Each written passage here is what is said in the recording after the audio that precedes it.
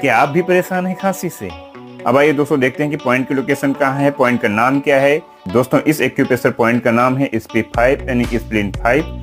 Treatment के लिए हमें क्या करना है, प्रोब के द्वारा या किसी भी कुंज चीज के द्वारा ये जो पॉइंट है इसको हम इस पर हम क्या करेंगे, दबाव देंगे इस प्रकार से सर्कुलर मोशन में।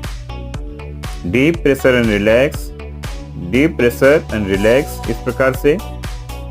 इस प्रकार से दूसरे हाथ में इसी प्रोब के द्वारा इस पॉइंट को हम दबाव देंगे।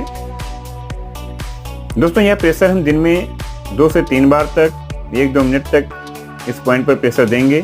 जब हम इस प्रकार से पॉइंट को स्टिमुलेट करेंगे तो धीरे धीरे जो जिद्दी खांसी थी उसमें आराम मिलना शुरू हो जाएगा।